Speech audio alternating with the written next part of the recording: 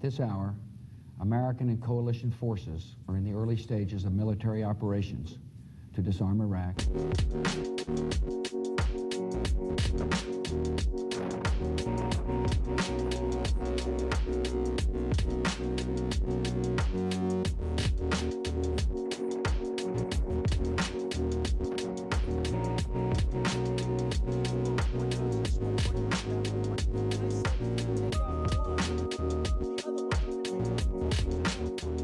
Look at the mess we have. We've destabilized the Middle East, and it's a mess.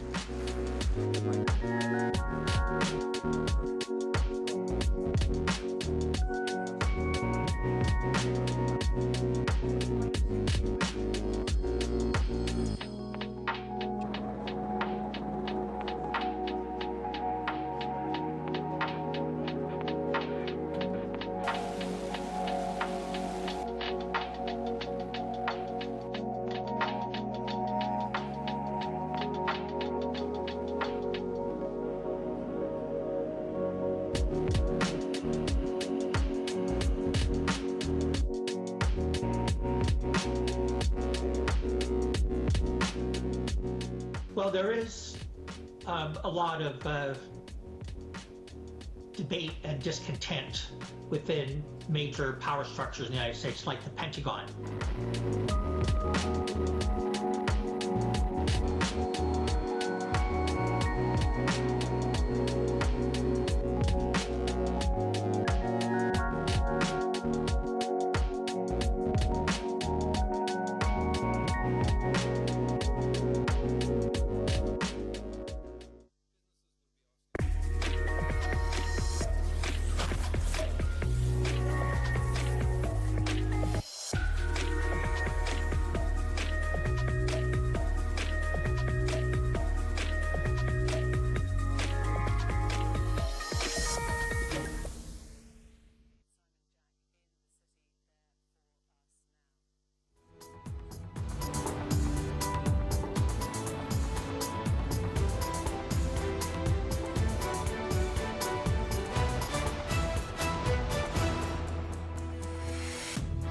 Top stories. In the UK, the ruling Conservative Party wins most seats in the snap parliamentary vote, while nationalists make gains in Scotland and Northern Ireland.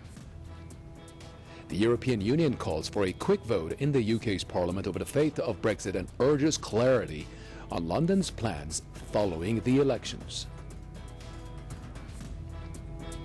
Also this hour, Nigerian police fire live rounds to disperse protesters in the capital Abuja, rallying to mark the 4th anniversary of the Zaria massacre.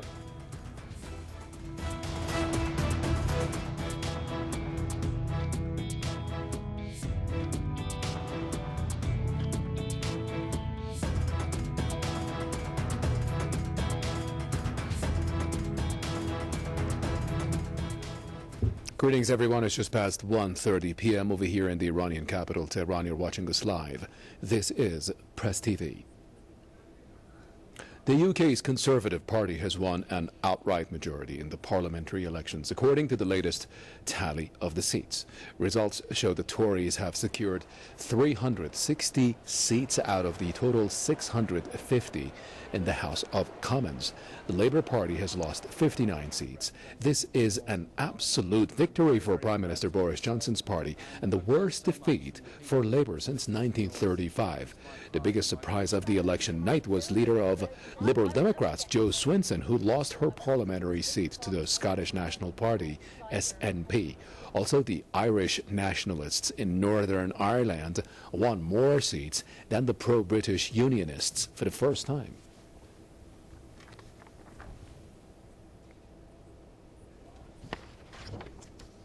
British Prime Minister Boris Johnson says his country will leave the European Union on January the 31st with, quote, no ifs and buts. We will get Brexit done on time by the 31st of January. No ifs, no buts, no maybes. Leaving the European Union as one United Kingdom, taking back control of our laws, borders, money, our trade, immigration system, delivering on the democratic mandate of the people. same time, this one nation Conservative government will match. Johnson, while addressing his supporters, said his party's victory will at least enable him to get Brexit done. He added that the election puts an end to what he called the threat of a second referendum on leaving the EU. Earlier, his rival, Labour leader Jeremy Corbyn, announced that he will step down. After conceding defeat, Corbyn emphasized that he would not lead his party into another general election. Corbyn also blamed Brexit for polarizing the UK and dividing the political debate in the country.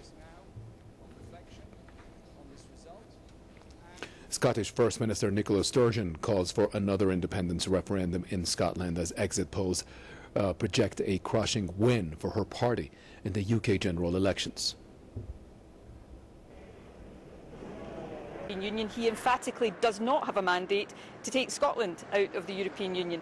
Scotland must have a choice over our own future, because it can't be any clearer than it has been made in this election today that Scotland doesn't want a 5-year Boris Johnson government and doesn't want to lose our status as a European nation. So this is about choice. It's about saying very clearly it's not... Sturgeon made the comments after early results showed the Scottish National Party will win 55 out of 58 Scotland seats for the House of Commons. Sturgeon said that a significant increase in the share of Scot nationalists in the new parliament shows Prime Minister Boris Johnson does not have the mandate to take Scotland out of the European Union.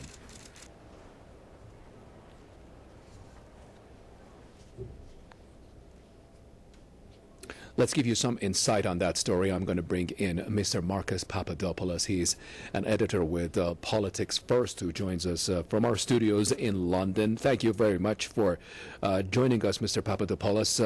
I wonder how you react to what Madam Sturgeon has said. Well, it is an unbelievable night for the Scottish National Party, and of course the Scottish National Party will increase the argument for Scotland to have another independence referendum, but that is unlikely to materialise. Why? Because in order for there to be a second independence referendum in Scotland, Westminster, the Prime Minister, has to give his consent, and Mr. Johnson is not going to give his consent. So the Scottish National Party are the overwhelming dominant force in Scotland, but that is not going to result at any time soon in another independence referendum. I guess another legitimate question to be asked is what makes him entitled or win basically such an outright victory. 55 out of 58, that's a great number. Yes, it is. The Scottish people traditionally are fiercely opposed to the Conservative Party, and on top of that, they are very supportive of Britain's membership of the European Union. So you don't have to be a psephologist, you don't have to be a political analyst to understand that the Scottish electorate were not going to vote any other way apart from for the Scottish National Party. Of course, let's take the question a little bit further and ask it in a larger picture. I wonder what contributed to the loss, unprecedented since 1935, of the Labour Party.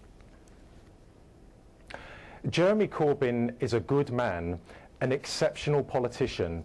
He has good morals and strong values, but he made a colossal, enormous, catastrophic strategic mistake by having performed a U-turn on Brexit, because by having changed his stance on Brexit, namely pledging to support a second referendum on Britain's membership of the EU and pledging to remain neutral, that meant he was going to lose the Labour heartlands, the Midlands in England and the north of England, where they are traditional Labour voters, working men, working women who live day by day. They are fierce Labour supporters, fierce socialists, and fiercely opposed to the European Union.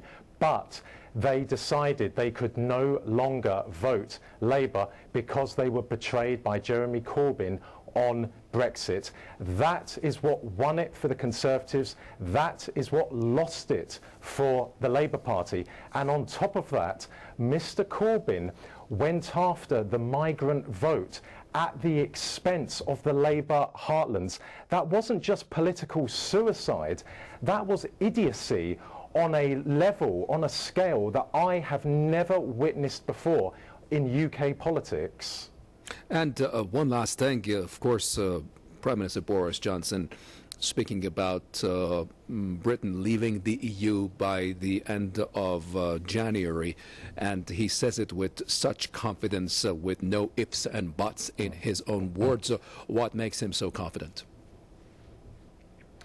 Because if it's a majority, it's just short of 100. If Mr Johnson had won this election with a majority of, say, 30 MPs, giving him around 330, 336 MPs, then he would have been able to withdraw Britain from the European Union, either with a deal or without a deal.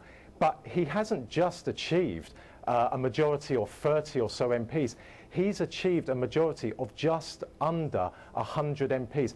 That is a huge majority. The Conservative Party is now entrenched in power. Brexit is going to happen whether people like it or not. And as the polls have shown, as this election result has shown, the majority of people in England, not Scotland, but in England, which is the core of the UK, have voted overwhelmingly to withdraw Britain from the EU, and they demonstrated that by voting for the Conservative Party. Even traditional Labour voters who have never voted Conservative before, who despise the Conservative Party but had to bite the bullet and vote Conservative because they loathe the European Union, because in their opinion it is the epitome of capitalism and the epitome of privatisation. Marcus Papadopoulos, editor with Politics First in London. Thank you. U.S. President Donald Trump has congratulated British Prime Minister Boris Johnson on his party's victory in the UK general election. Trump said the two countries can now be free to strike a massive trade deal after the UK's departure from the European Union. The U.S. president, who had long supported Brexit, reiterated that the Washington-London deal can be much more lucrative than any other deals with the EU.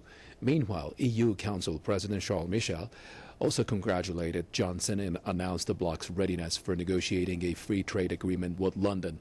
Michel also called for a quick vote in the UK's parliament over the fate of Brexit and urged clarity